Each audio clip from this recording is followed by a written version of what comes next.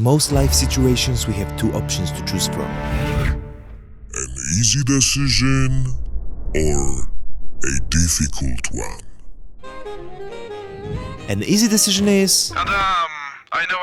You've already explained it to me. Just tell me if you are going or not. An easy decision usually means instant gratification. In the moment, it's the most convenient and instantly enjoyable. But in the long term, it's usually a poor choice. A difficult decision on the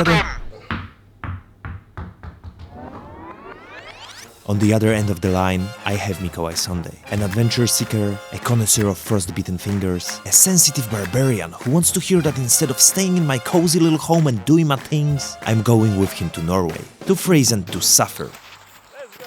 The idea is great, but it's really easy to say no, because in order to go I'd have to drop everything I'm currently doing and do whatever it takes to actually fly there.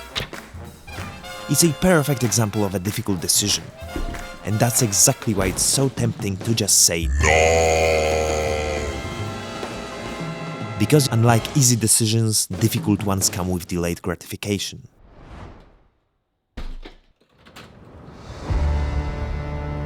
Which means that before it gets beautiful, it will first get tough. There will be adrenaline rushes, uncertainty and hesitation, mental, physical and financial costs. I've always been afraid of kites, afraid that a kite like that would grab me, rip me off the ground, then slam my head into it and game over. I'm not a big fan of swimming in deep waters either, especially not in a little dinghy like this. Especially when the air is leaking from it and you just found out that this fjord is 700 meters deep. Wow, to jest niesamowite, co? I don't feel entirely comfortable with close encounters with large animals, especially when I'm wearing two boards with non-slip coating on my feet and it's hard to run away quickly. Wind is my favorite element, but it fills me with enormous respect. If it wanted to, it could destroy me.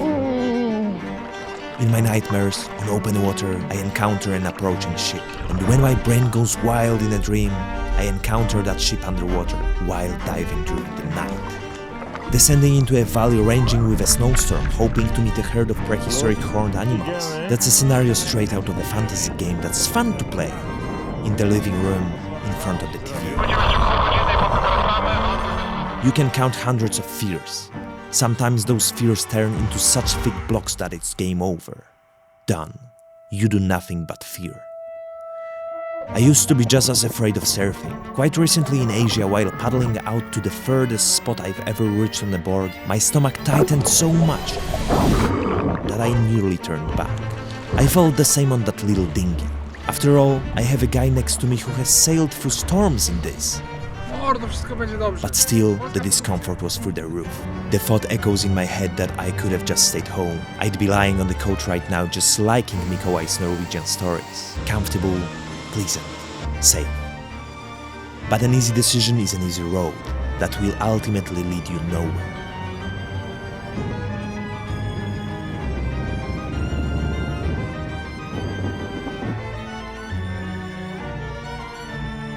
That's why every time I'm faced with a decision like that, I remind myself why I'm actually doing it. To overcome my fears, to fight my own weaknesses, to live a life full of adventures. So when I'm old, I'm the coolest grandpa with the best stories.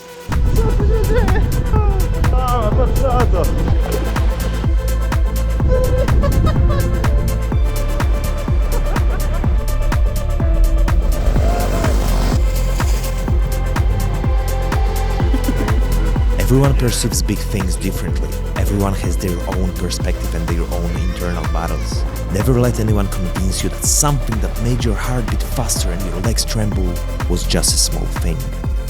Live your life. You only have one.